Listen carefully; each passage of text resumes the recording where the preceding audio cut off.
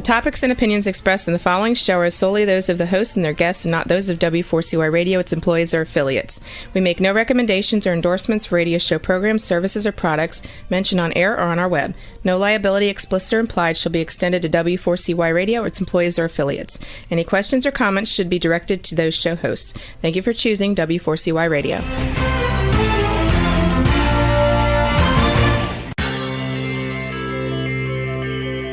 Who is January Jones? She is not a young, beautiful, talented actress on Mad Men. She is not an older, gorgeous, exotic dancer from the Johnny Carson show. She is an author, and she wrote, "Thou Shalt Not Whine," the 11th commandment that reached #1 at Amazon.com. She is a reality TV golf personality with World High Stakes Golf televised on HDNet. She is a humorist and winologist expert. She is your featured host today on January Jones Sharing Success Stories. So sit back, relax, and get ready to laugh and listen to Ms. Jones with her eclectic roster of guests as you learn life's lessons. These stories plus sharing equals success. Welcome, and remember, beware, because you are entering the no whining world of January Jones.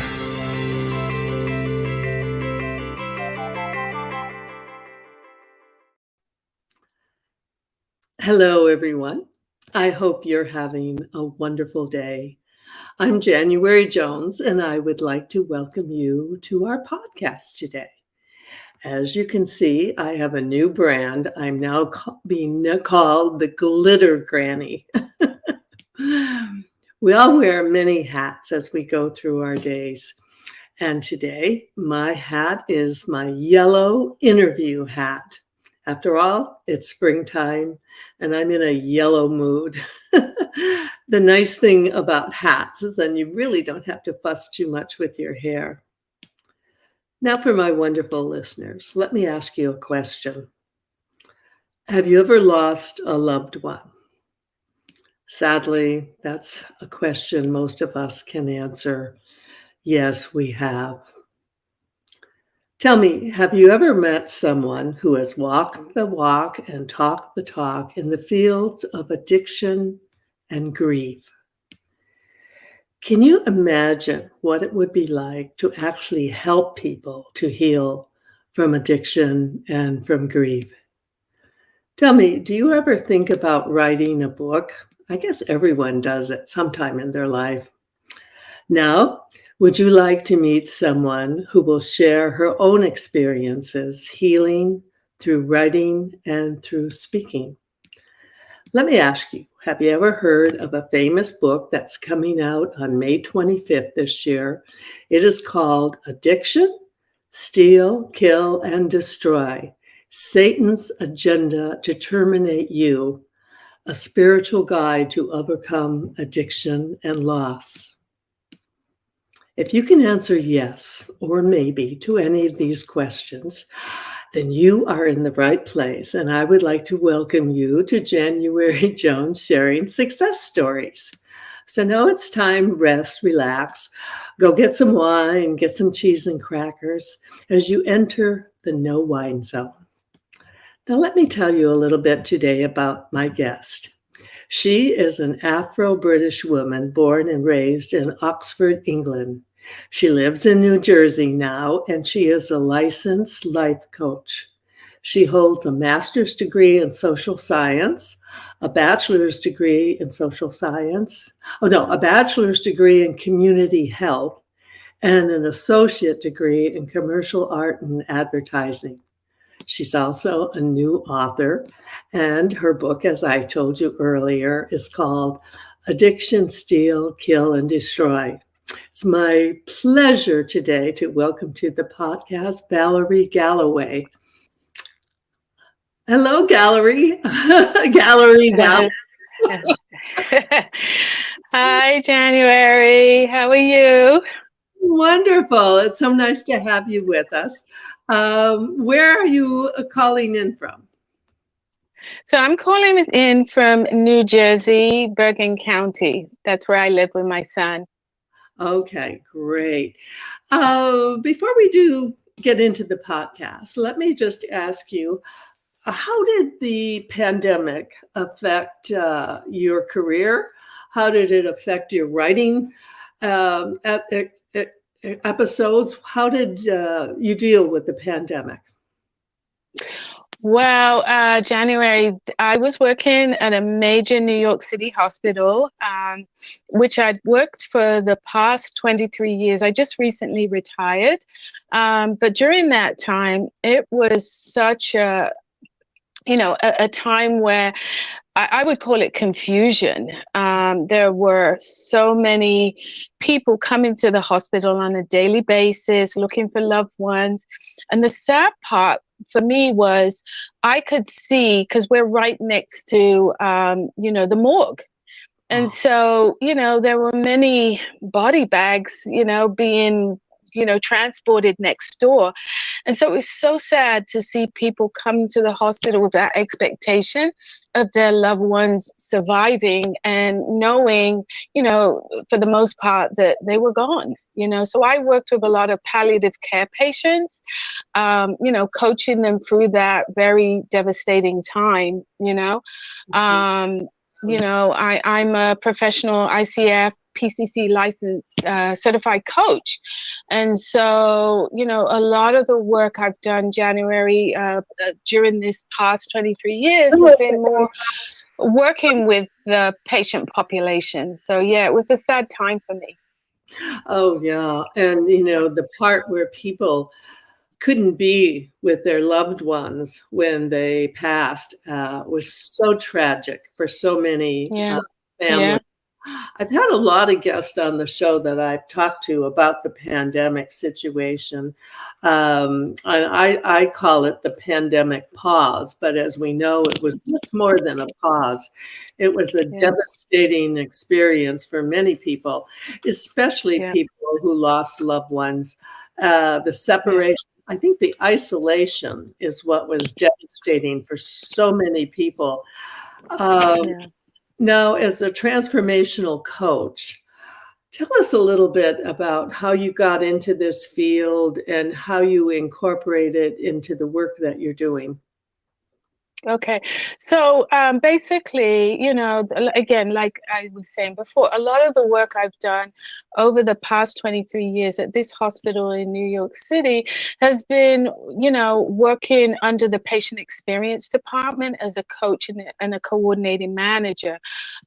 So, I worked for the Office of Strategic Management, which was one of the, a cabinet. It was a cabinet job for the hospital. I worked single-handedly for 7 years in that specific department. I was with the hospital for 23 years, but that specific department under the patient experience strategic management was 7 years, and I ran that department single-handedly for 7 years. I created, I devised, I created all the materials for it, and I mostly worked with college students and the inpatients, as well as an interdisciplinary treatment team, in terms of, accruing ways to, with the therapeutic teams to work with the inpatients and the medical staff. And again, it was palliative care patients, facilitating bereavement care and services, to name a few. Oh, for sure, for sure. I mentioned all the wonderful, amazing degrees that you have. How long did it take for your education and training to become a coach? Oh, so fortunately for me, because I worked and I was given all these progressive responsibilities, demonstrating the ability to set priorities, deliver on deadlines and develop workflow processes for patients, the students and staff, the hospital gave me the opportunity to receive a license from the ICF, which is kind of like the Ivy League of coaching. And so that took me about a year. That was, I want to say, 2018 was when they awarded me that opportunity. Okay. Now, I mentioned in the introduction you're Afro-British. How old were you when you came to this country? That's a story in and of itself. So January, what happened was, so I was born and raised in Oxford, England, and my mother back in the 70s, she used to frequent the NCO clubs, Oh, and that was where she met my would soon to be my later stepfather at one of these NCO clubs in Upper Heyford, Oxford, England. And so, long story short, they got together during his 5-year assignment in England at Upper Heyford. He was a sergeant in the US Air Force. okay. And so, upon completion of his assignment after 5 years, he was resent back to Waco, Texas, which was his hometown. And during that time, he was in the process of retiring, and he unfortunately had emphysema. So he retired, with emphysema, and my mother came over. They got married, and the rest is history. So I was 16 at the time. Okay. So I completed all my, I went to Leafield Primary School. I went to Lawn Upton Middle School and Piers High School in Oxford. So by the time our green card came through, it took 2 years. I was already 18, so I was 16. So still legally a minor at the time that she filed for residency here in the US. Okay. And so then technically your schooling, your elementary, primary schooling was over. So you didn't go to school here. No, I didn't. I completed all my post education, my bachelor's, my master's, associate, and my coaching license here. So how was it? Tell me, how was it for a teenager to come to the United States? What were your first impressions? So this is a story. January, I love to tell because, growing up in England, Oxford, England, no less, I used to work at Merton College. Now, most people make the mistake of thinking that Oxford University is one university. No, there's 35 in total, right? And I used to work at Merton, which was built, I want to say, in the 12th century. So it was beautiful. It had cobbled streets. And I worked there after school. I had a moped. I would ride to my job, and we would serve the dons. And it kind of reminds me of, when you graduate from high school and you have that traditional, black cap and cape. So every night after school, I would moped to this job. It was a very prestigious college, and we weren't allowed to talk to the students. We just served them their dinner for the night. And so growing up in England, to me, I felt privileged because it was an experience that I learned so much about who I am as a result. And, it was just, it was amazing growing up there. And coming here, what happened was, I'm not going to lie, I was a bit of a snob. Because I grew up watching, do you remember the shows Dallas, Dynasty, Folk and Crest? So in England, I grew up watching all this affluence, and I loved those shows, Larry Hagman. And I just thought, I thought the whole of America was like that until I landed in Waco, Texas. And this was way before that whole David Koresh compound incident. Do you remember that Waco incident? Okay, so this was way before that. So now I'm dating myself in terms of my age. But anyway, so when I landed at it was Dallas Fort Worth Airport, and I'm 18 years old, and it reminded me of the old Gary Cooper movies, with the tumbleweed. Because I grew up with people walking the streets, buses, transportation, and so landing in Waco, Texas, back in those days, it was a culture shock for me. And so I hated it. I didn't see the Folk and Crest, the Dynasty, I didn't see that affluence, and I hated it. And I wanted to go back to England so badly. And, that's another book, but obviously I ended up staying. I can understand, because we were based in London for 1 year with my husband's career. And oh my gosh, it was just a whole enchanting. I felt like we were in another world. And we did go to Oxford. We had a friend attending school there. And what an atmosphere, what an environment. And I can imagine the Oxford Waco. What a shock. Yes. But the good news for my listeners is she's not whining about it. And right now we're going to hear about a book I wrote, Thou Shalt Not Whine, the 11th Commandment. Lately, there's a whining epidemic in our world. People are even whining about whining. Are you sick and tired of listening to everyone whining all the time? So was January Jones, the author of Thou Shalt Not Whine, the 11th Commandment, that reached #1 at Amazon.com. Ms. Jones based her book on a survey of the top 10 things that people whine about at all ages and all stages of life. January is a success coach that can tell you how to help others. When you buy Thou Shalt Not Whine, the 11th Commandment, you'll find out what people whine about and how to stop them from whining. This is the perfect gift book to give or get for any occasion. Thou Shalt Not Whine was voted the best gift to be given anonymously for those special people in your life. Ms. Jones is an internationally known author in the style of Irma Bombeck, specializing in housewife humor, with her book being published in Korea and China. You can find Thou Shalt Not Whine at Amazon.com. Also, Thou Shalt Not Whine is now available at audiblebooks.com. We're back with Valerie Galloway, and she is not a whiner because she is a winner. Valerie, would you share with our audience your website information and how they can get your book on May 25th? Yeah, so I have several websites, Mindset Coach. Sorry, this is a new one. So I also have Valerie Galloway lifecoach.com. I'm all over TikTok, Coach Val1.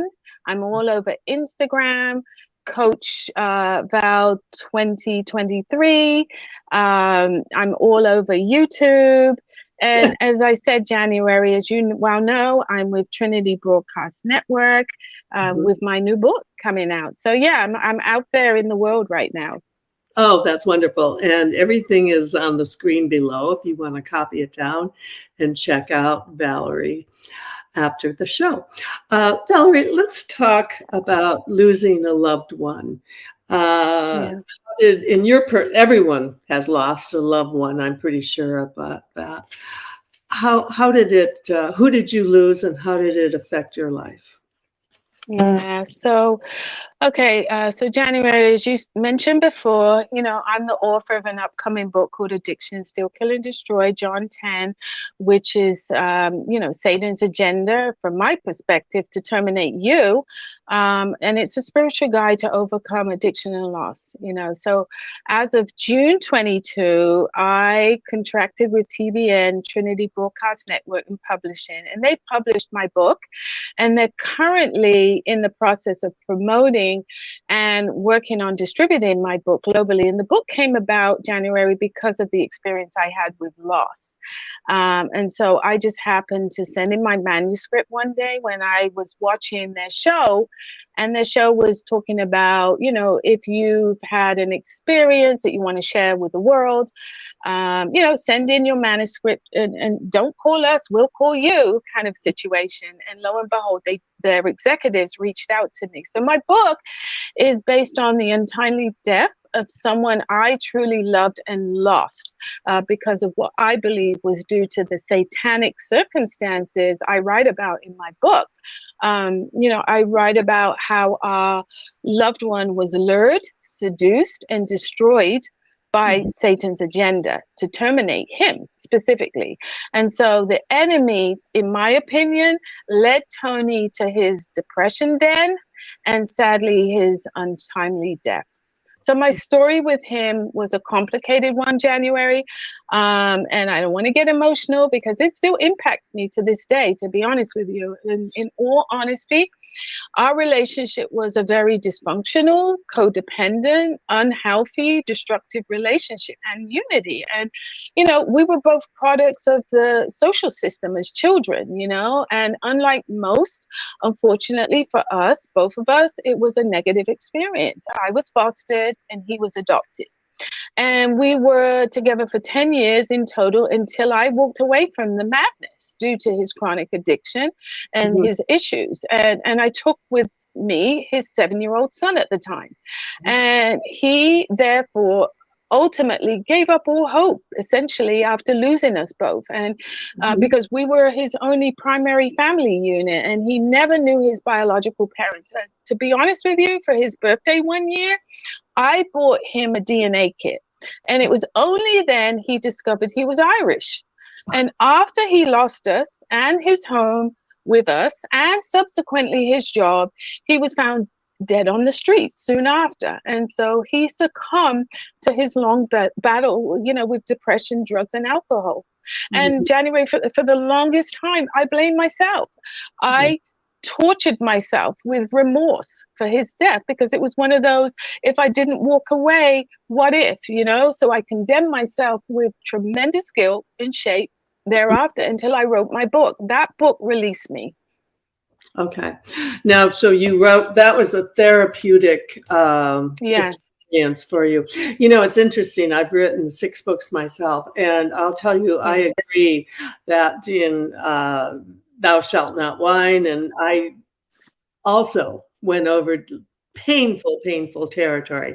I lost my first husband when I was 25, 2 children, and it's very difficult, and writing about it in a truthful way is difficult, but I agree.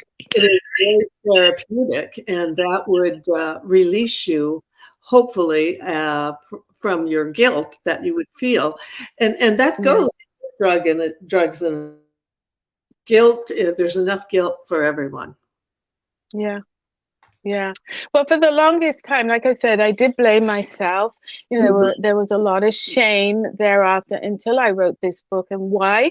Because there were many times during our relationship where I had to fight against him, believe it or not. I ultimately took him to court, fighting for full custody of our biracial son, which I won after many failed attempts while witnessing countless unscrupulous things, that jeopardized our son and his life, including minor car accidents. Even though I'm telling the judge all this, it was a fight. I went to court 4 times to win full custody while, all these incidences happened while he was under the influence of drugs and alcohol. And it took 4 attempts in court to gain full custody. Can you believe it? Of our son.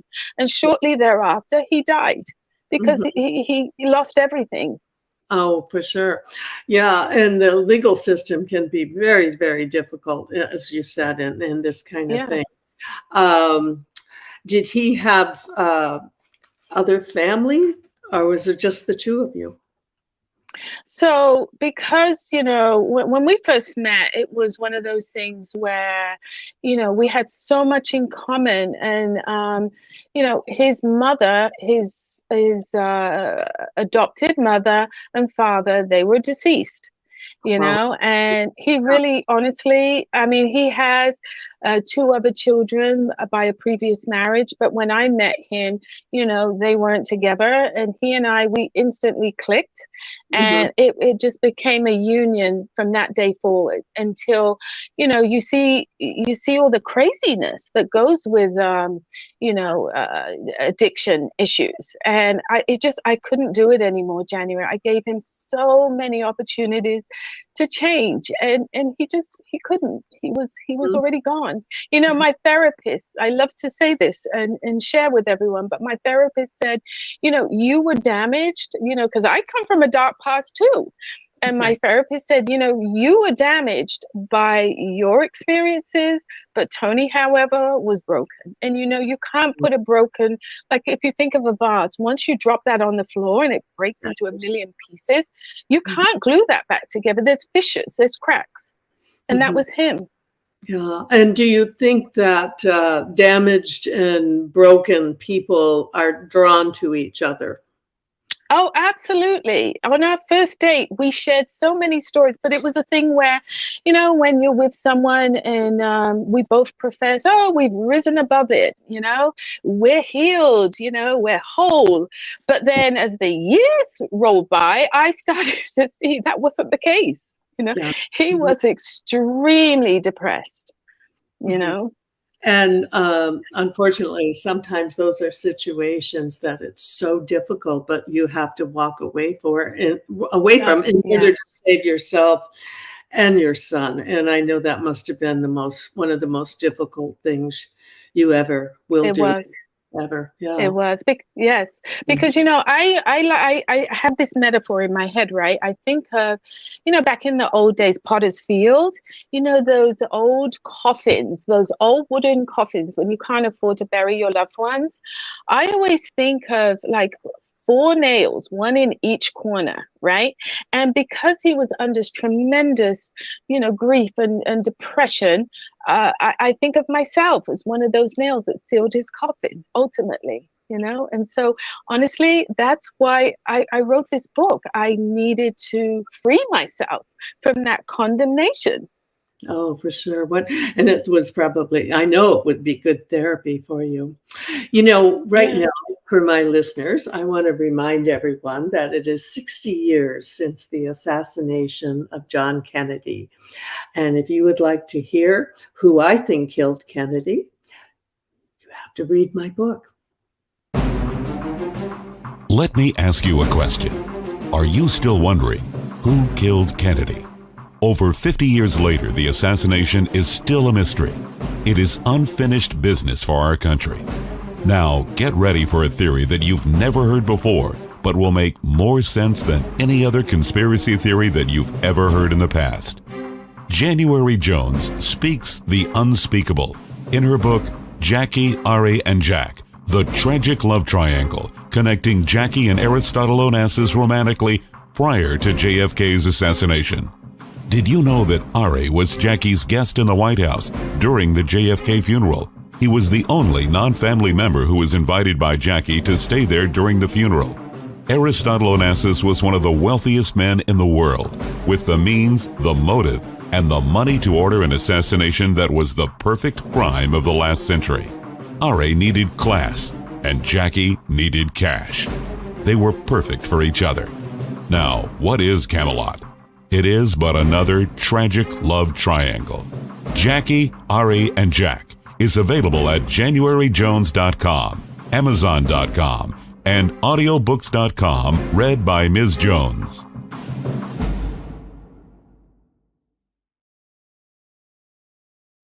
Welcome back with our wonderful guest, Valerie Galloway. Valerie, let's talk about how you came up with the title, Steal, Kill, and Destroy. Addiction, Steal, Kill, and Destroy. Tell us a little bit about how you picked that as your title. Oh, sure. So as a Christian, January, I attribute, the uncertainty that we all experience in life with worry, with grief, with loss, to the malevolent forces of the satanic spiritual world that we're all forced to live in.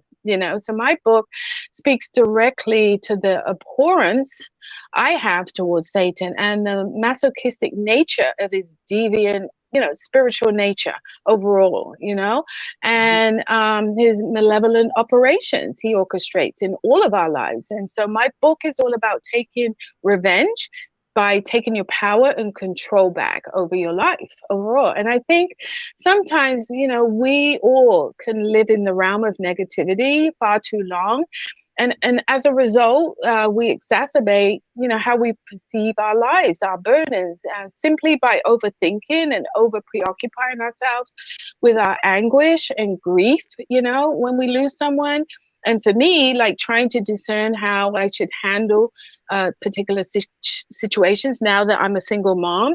And so when we tend to dwell on something that is really bothering us for too long and so intensely, we can get into a state of rumination. Well, I became fixated on payback with my book.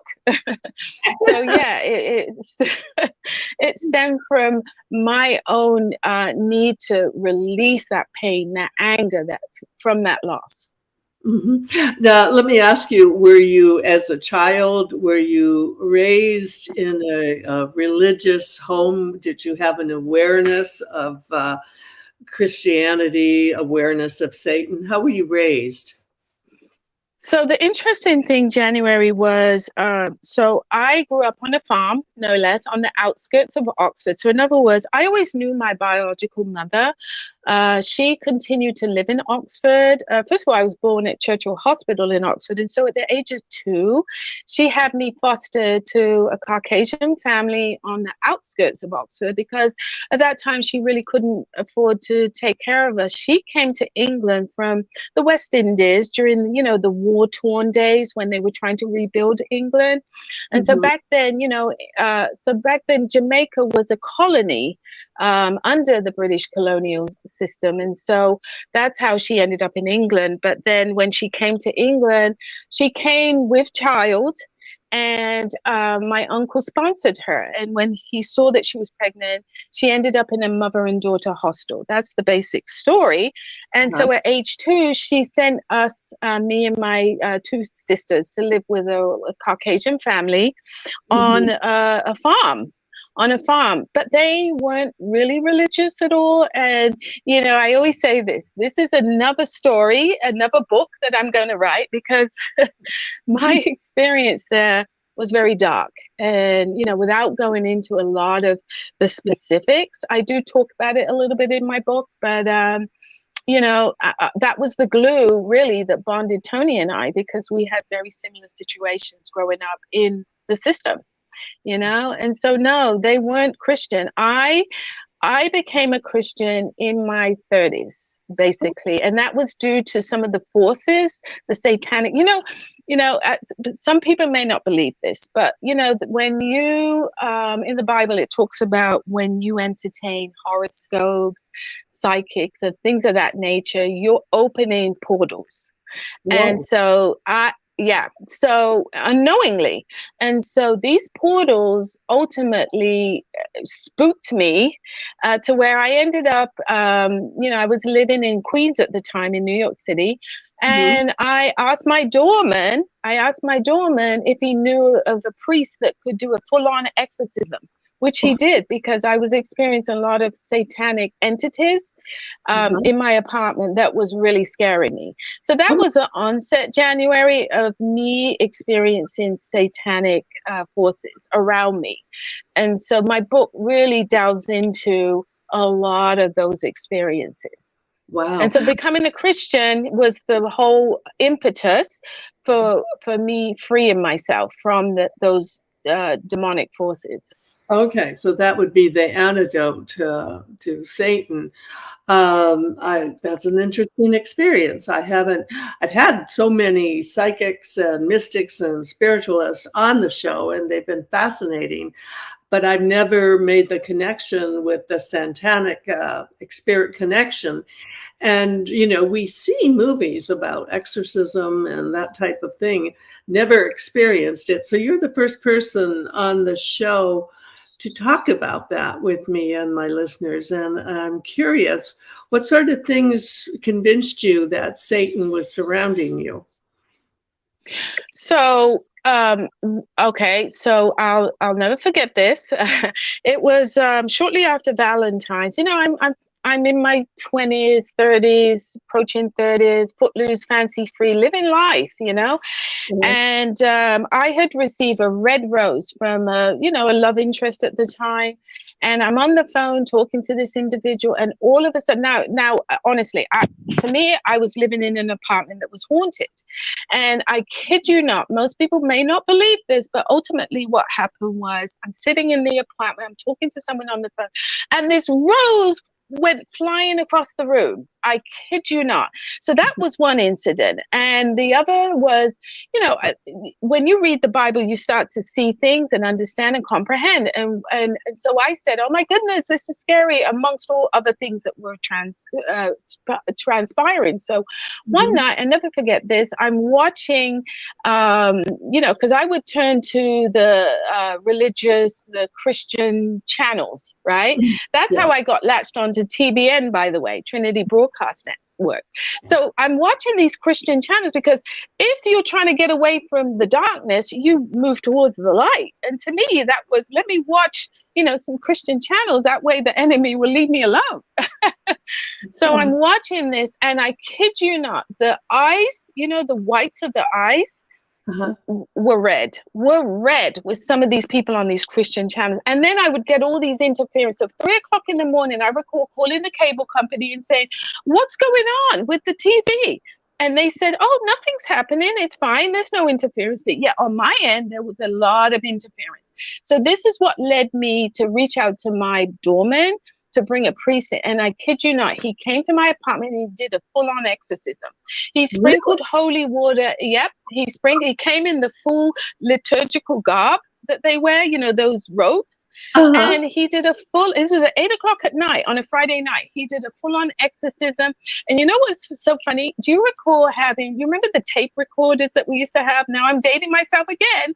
Yeah. So I taped the whole thing. After that priest left, do you know that tape got mangled up? Remember that brown long tape in the tape recorder? That thing got mangled up as I taped it. So right there, I could tell there's a lot of demonic forces, and most people aren't even aware of it. That was destroyed completely. That whole session was destroyed on tape.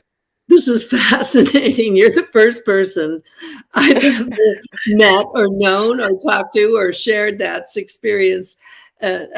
So like when you want to get an exorcist, you went to your doorman. I mean, yes.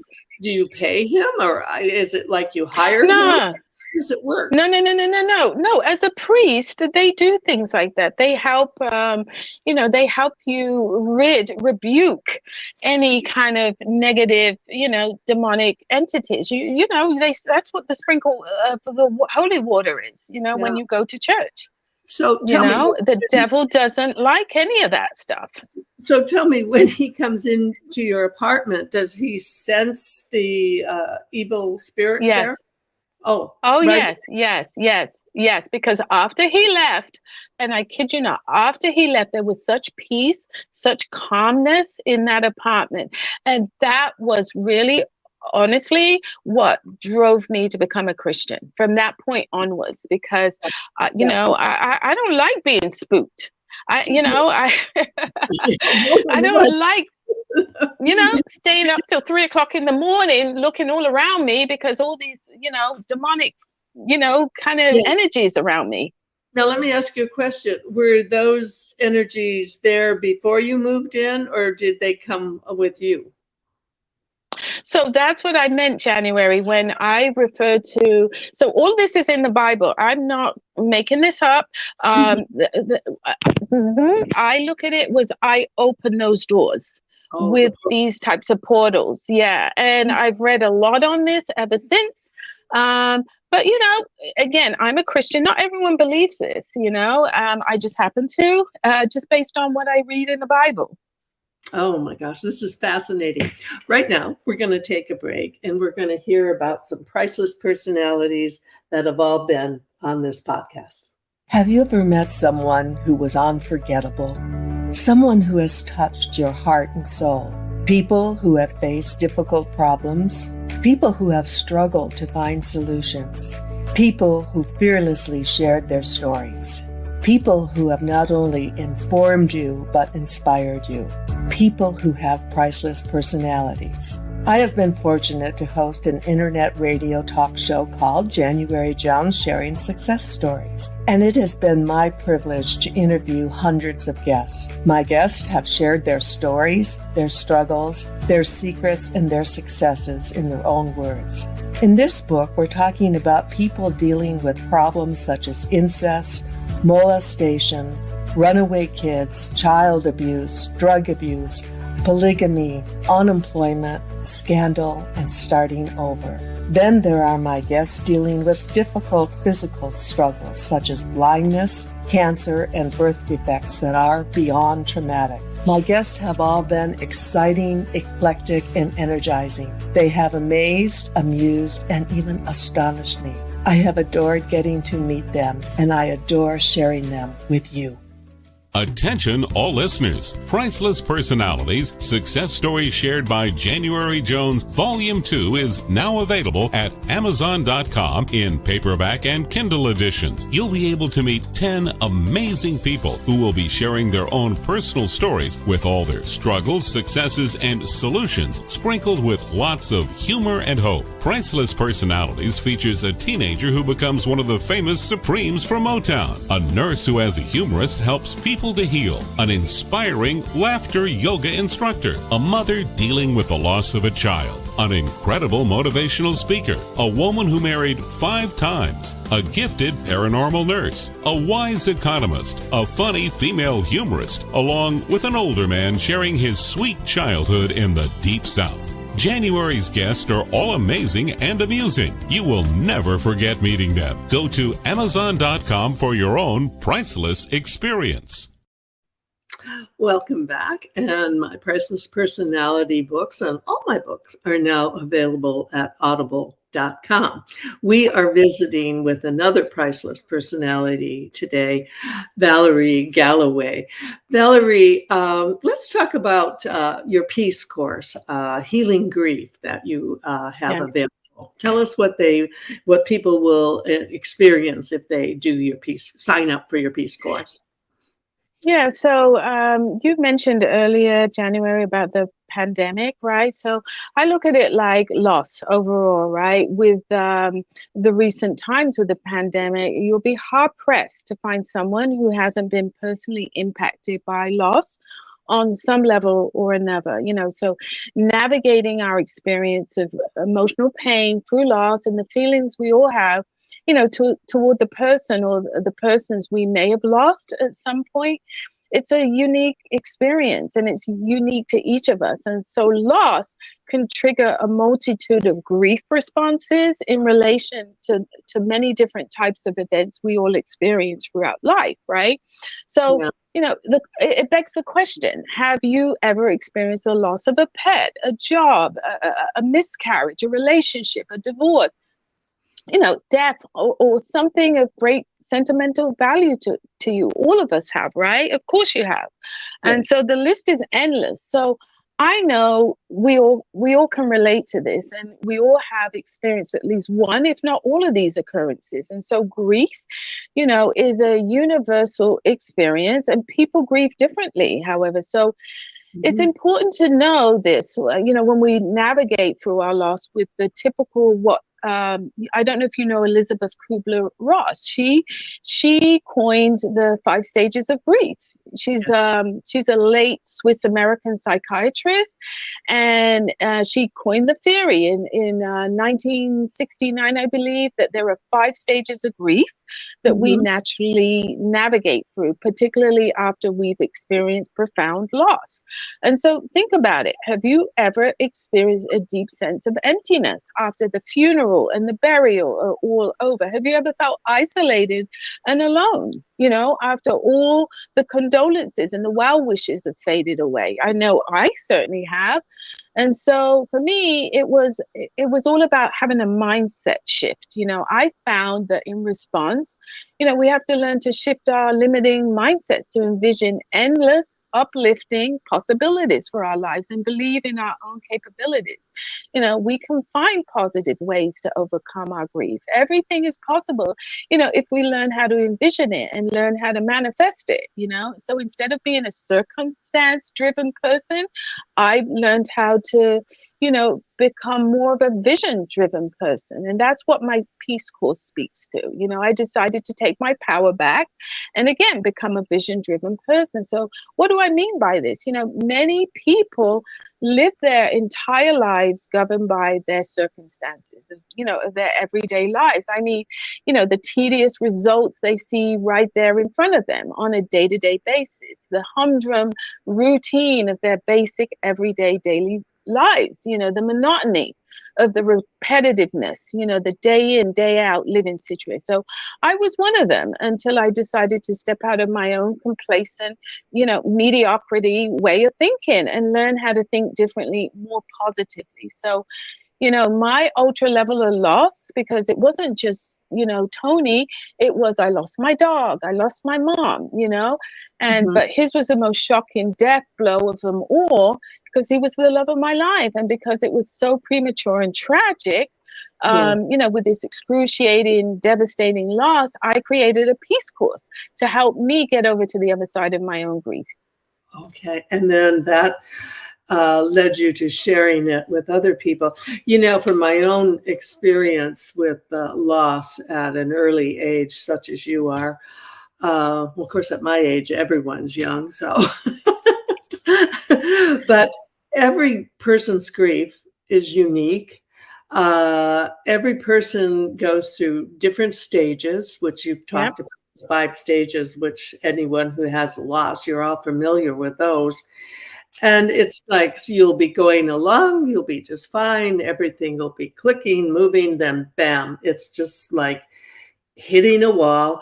It'll just overtake you, and it'll be little things, just very minor things that can set it up and set it off. When people do your peace course, is it YouTube, or how did they do it, on Zoom? What type of course have you created? No, it's basically it's a course where you sign up, and each day there's an assignment based around the 5 typical steps that she outlines as a grief process. So you're basically going through those 5 grief stages. Okay. And people, if they want to do this, they can find all the information at your website, I'm assuming. Yes. That website, I have a new mindset and empowerment coach website that kind of connects all of my, media things together. Okay, wonderful. This has been so interesting, fascinating lady with us today. Here's a question I ask most of my guests before we end. If you could have dinner with anyone, living or dead, besides me, who would you invite to dinner?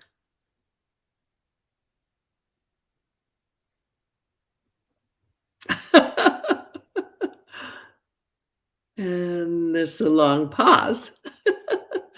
I'm getting, can you hear me? Yes. Oh, for me? Were you asking me specifically? Yes. Who would you invite to dinner when you're dead?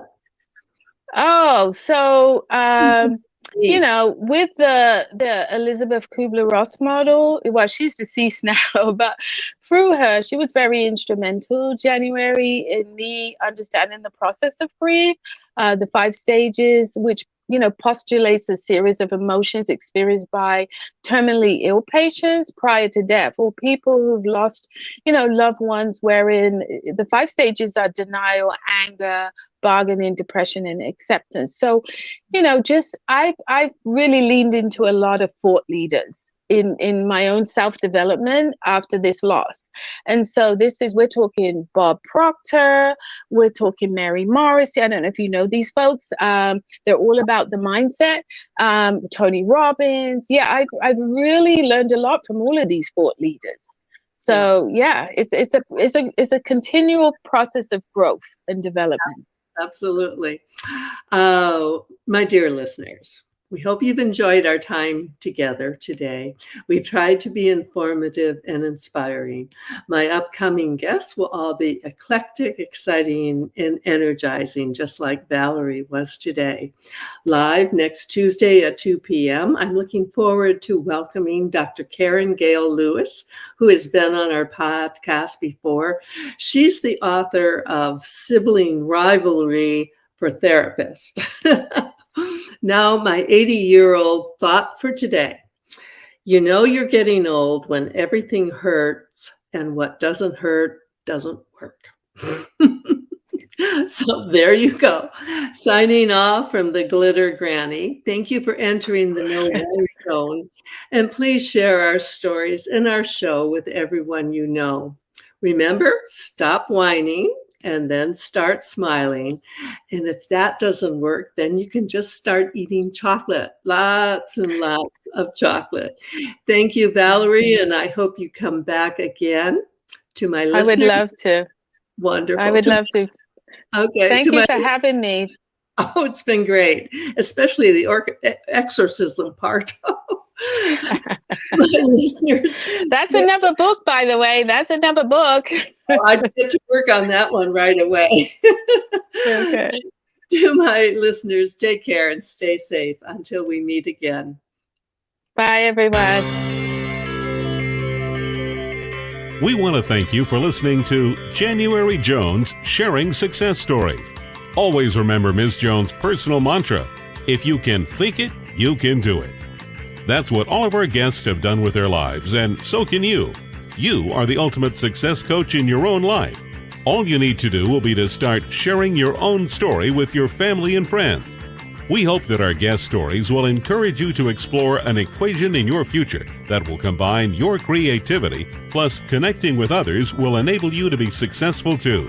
Always remember, your passion plus your purpose will equal prosperity as you explore the wonderful world of January Jones.